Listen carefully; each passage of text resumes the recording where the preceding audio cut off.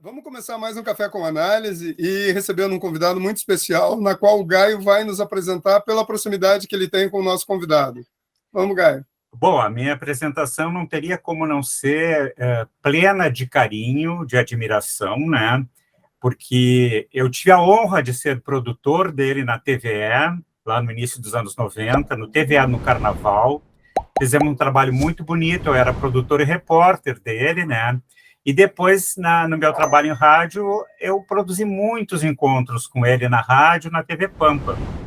É uma alegria recebermos o doutor Antônio Carlos Cortes, que é advogado, militante do movimento negro, radialista, carnavalesco, e recentemente as nossas identificações ficaram maiores ainda, porque eu soube que ele também se tornou um psicanalista, né? E eu tive a honra de também participar do livro dele, que foi lançado no ano passado, que é A Alma do Carnaval no Espelho, pesquisa psicanalítica. Eu fiz uma parte lá que eu falei dos bambas, da orgia, né, encomendado pelo Cortes, e depois a gente pode comentar um pouquinho sobre isso. Bem-vindo, Antônio Carlos Cortes, então nos fale um pouco mais da própria apresentação, né, Alexandre? Pois é um prazer imenso estar com vocês aqui no café, porque a comunicação é de uma importância muito grande no sentido da multiplicação. Eu parto do princípio que, tipo Sócrates, né, guardando as proporções, eu só sei que nada sei, né? E ele tinha a mesma profissão da mãe dele, ele dizia, que a mãe dele era parteira, e ele partia ideias. Então, eu gosto muito de partir ideias com gente que eu tenho a oportunidade de aprender. Eu sou um eterno aprendiz. O Luiz Carlos da Vila, um dos maiores compositores da música popular brasileira e do carnaval, ele dizia o seguinte: sábio é aquele que diz que de aprendiz não passou. Eu sou um eterno aprendiz. Isso é muito interessante, Cortes, e o Alexandre já está acostumado com o nosso linguajar lacaniano aqui, né? Eu acho que se eu recebesse o Lacan agora, ele diria que o teu discurso combina com o próprio discurso do analista, porque o analista ele sai desse lugar de um saber, né? Ele não fica num lugar de maestria, ele é alguém que fica, né, na escuta, mas que imaginariamente, o analisando, nos coloca nesse lugar de suposto saber. Mas, na verdade, o saber mesmo é do inconsciente do analisando, né? E que vai haver um encontro de desejos com o do analista para que o processo de análise aconteça. Mas a gente ficou de falar do lugar simbólico do carnaval, né? E, Cortes, eu não sei se tu concordas comigo, mas eu me lembro que, algum tempo atrás, tinha um discurso muito intelectualizado de colocar o carnaval num lugar de alienamento, né? E que acho que não é procedente. Primeiro porque a questão do saber e da pulsão de saber está presente em toda uma cultura que vem, né, sobremaneira do africanismo na avenida, mas a gente tem tido muitas coisas importantes da política, da economia, né, da história. Então, de maneira nenhuma, o carnaval pode ocupar esse lugar. Não sei, o nosso professor Alexandre, o que tem a dizer também para complementar esta instigação inicial, porque tu és abalizado para falar sobre isso. Eu colocaria um elemento a mais aí nessa problemática, na discussão cultural sobre a importância do carnaval, que é um pouquinho da preocupação que eu tenho com a apropriação econômica desse evento cultural popular. Que aí ele perde muitas vezes o caráter de popular, como acontece no Rio de Janeiro, em detrimento, por exemplo, do que acontece no Nordeste, onde ele tem um efeito mais amplo, né? Eu tenho um pouco dessa preocupação, porque eu acho que nós temos no Brasil um problema sério de falta de identidade cultural. Acho que esse é um problema central desse país, né, e que muito fragmenta. E o carnaval, por incrível que pareça, junto com a seleção brasileira, é uma daquelas questões que tem quase que consenso, né?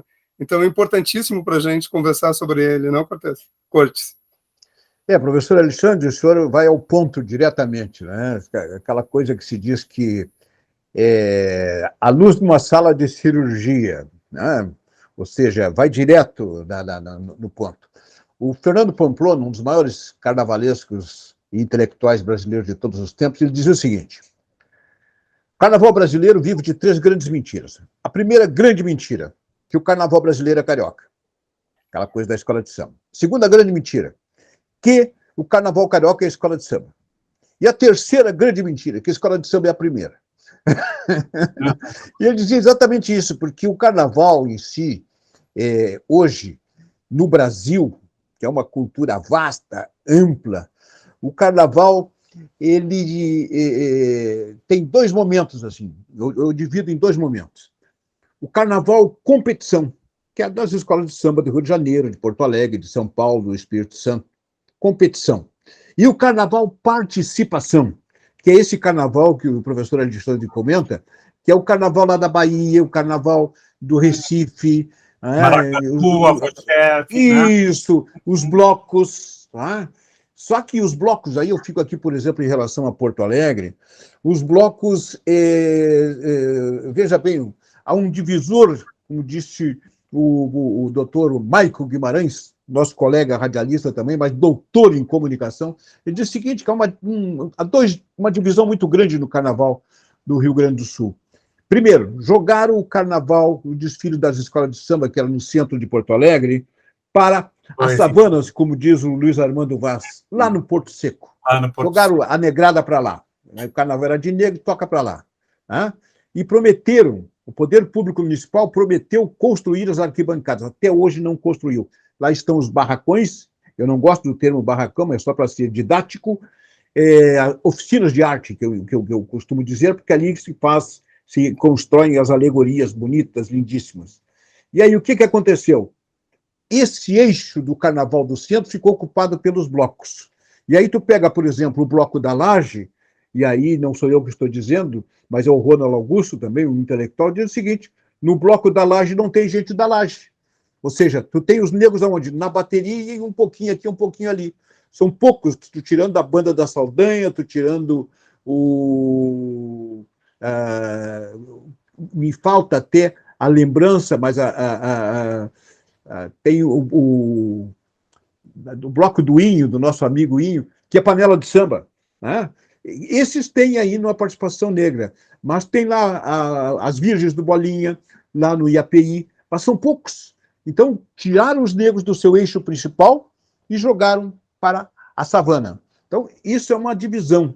No próprio Rio de Janeiro, hoje tem, além dos desfiles das competições da escola de samba, que vem numa decadência, é claro que vende para a Rede Globo, vende para o mundo, né? E se diz, uma quarta mentira, Alexandre, se diz que é o maior espetáculo da Terra, mas se compara com que outro espetáculo essa forma de carnaval? Não tem que comparar.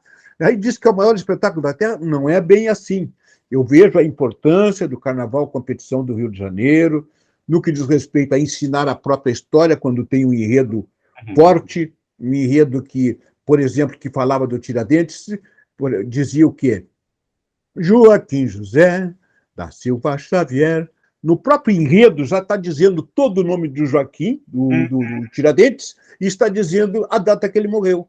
Então, a criança que está lá fazendo, o jovem que está fazendo o seu vestibular ou o seu estudo em si, cai aquela questão de, peraí, mas tem um samba que diz isso. E tem a resposta. Então, a cultura brasileira, a educação brasileira deveria viver abraçada ao carnaval no sentido de ensinar a história.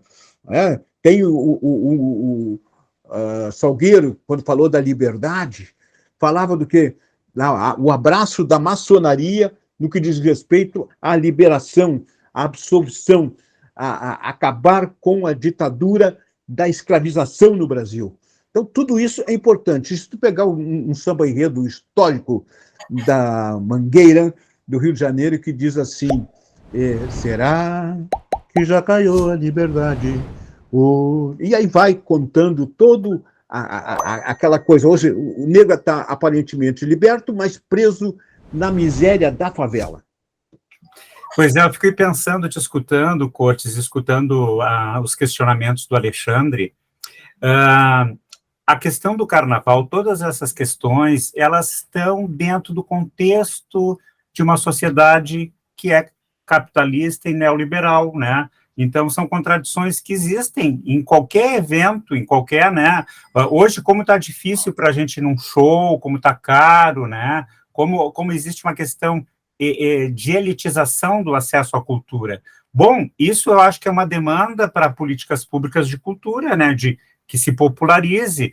E eu tive o prazer de saber mais do nosso carnaval aqui quando eu trabalhei contigo, porque a gente vê que não temos o luxo que tem no Rio, mas eu vi muita arte, muitos ritmistas, muita gente que sabe fazer fantasia bonita, que sabe tocar, que sabe cantar, né? Então, nós temos isso. O nosso carnaval aqui, desde aquela época, a gente já se perguntava por que ele não pode ser o carnaval do Mercosul, né? Exatamente. Veja bem, ó, num dos meus livros, que aqui está, o Degraus da Vida, eu reproduzo um pensamento do José Montelo.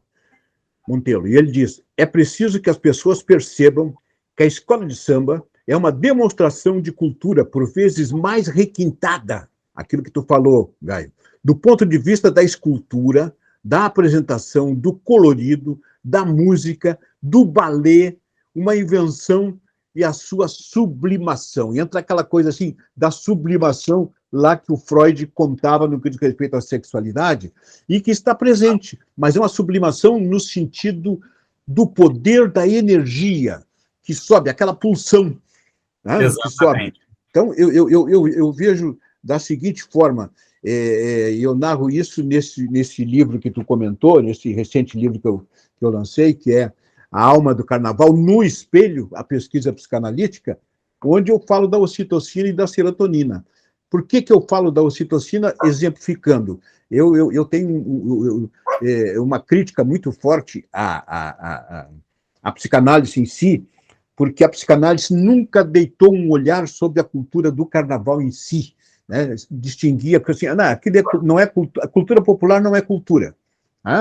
É outra coisa, mas não é cultura. É um ranço daquela visão ranço, onde da elite. A análise que se calcou no início, né? Isso. Então, a ocitocina, por exemplo, e um puxador de escola de samba, teve um ensaio maravilhoso e tal, e ele saiu satisfeito da vida, houve um entrosamento com a bateria, com o canto, com as cordas e tal, ele saiu feliz da vida do ensaio. E aí, ele foi passar num desses driving da vida aí, e aí fazer um lanchinho, né? Terminou lá pelas 5h30 o ensaio, e ele foi fazer um lanchinho ali e tal, e entrou com o carro dele ali. E aí, quando foi passar na cancela de pagamento, ele olhou e tinha uma senhora no carro de trás. Ele disse para a moça do caixa ali: cobra o meu e cobra o dela aí de trás. Não precisa dizer que fui eu que paguei, nem nada e tal, tudo, e vamos embora. Tá? Pagou e foi embora. No momento que ele fez isso, ele liberou dentro dele a ocitocina, da alegria, do bom humor, que se espalhou. Ele contagiou aquela menina do caixa, aquela pessoa que estava no carro de trás. Mais do que isso, estou resumindo para ser objetivo. E ele tinha depois uma apresentação num clube da Grande Porto Alegre, à noite. E aí ele foi para um hotel próximo da cidade ali, e nesse hotel descansou um pouco e tal, e no café da tarde ele olhou e viu que tinha 3 senhoras sentadas a uma mesa, e ele achou uma das senhoras muito parecida com a mãe dele, que havia falecido há cerca de 2 meses. E ele, ainda contaminado pela alegria da ocitocina, ele pegou e pediu licenças a elas e pediu: dão licença que eu pague o café de vocês aqui. Sim, tudo bem e tal. E ele pagou. E aí uma das senhoras olhou para ele assim, só um pouquinho. Contornou a mesa, levantou e disse: tu é muito parecido com o filho meu que eu perdi há 2 anos. Permita que eu te dê um abraço. Que coisa mais linda. E ele deu um abraço, e ela abraçou ele, e os dois choraram. E o pessoal que estava em torno ali no café levantou e aplaudiu. Aplaudiu como aplaudiram a Glória, a nossa grande repórter, Glória, falecida recentemente, um espetáculo bonito, todas as redações da Rede Globo aplaudindo a Glória Maria. Né? Então, essa energia, né, de empatia que as pessoas têm junto com a serotonina, libera este hormônio que favorece como ferramenta fundamental da angústia, da ansiedade, do medo, e pode ser acionado como ferramenta mental. Eu costumo dizer ainda mais que o caminho de Santiago é muito bonito, mas o caminho principal que se faz dura 33 centímetros, vai da mente ao coração. Cortes, quando tu inicias a tua narrativa agora, tu fala de um conceito que a gente estuda pouco, porque tem coisas ocultas do Freud ainda sobre sublimação. Mas o que eu achei interessante, que era algo que eu queria trazer, é que eu acho que a partir do que tu traz, tu já desconstrói aquela visão reducionista de que o carnaval é só das pulsões sexuais. Não, né? Isso, tem exato. De saber, a pulsão escópica, que é do encantamento, não é? E tu vê o quanto tem de sublimação nessa alegria, nessa solidariedade, não é? Então, é importante que a gente pense o carnaval por vários ângulos, não apenas por uma visão só, né? De algo que é só para liberar o que é do sexual, dos instintos, né? E até uma certa violência que não é que não aconteça. Mas aí nós temos que ter, né, organização, tem que ter políticas públicas de segurança, enfim, né? Mas não reduzir o carnaval apenas um aspecto. Essa que é a riqueza do carnaval, na minha opinião. Né? E tu mencionou o Freud, e o Freud já dizia, né, que no carnaval as pessoas se desvestem da fantasia que vestem o ano inteiro. É verdade. E aí, claro. O que acontece isso? Por quê? Tu mencionou da violência, por exemplo. Se eu estou indo fora do carnaval, na Rua da Praia, e encontro o Alexandre, nós não nos conhecemos, e batemos ombro com ombro, um para, olha para o outro, e conforme já sai uma briga ali. Agora, se é carnaval, tudo bem, numa boa, vai. Ou seja, tu está desarmado. E o professor Caon, quando eu mencionei esse aspecto o professor Calon também tem contribuição comigo aqui no livro, ele diz o seguinte: mas essa máscara que é retirada no carnaval, segundo Freud, será que atrás desta máscara, Alexandre e Gaio e telespectador, não existe outras máscaras? Tá bom, aí tu tá fazendo uma provocação extremamente analítica, né? Que é fazer a metonímia do desejo, com certeza, né? É aquela história da cebola, né? Isso é uma demanda para a clínica, né, Alexandre? E o carnaval como busca da minha essência, né? Exatamente.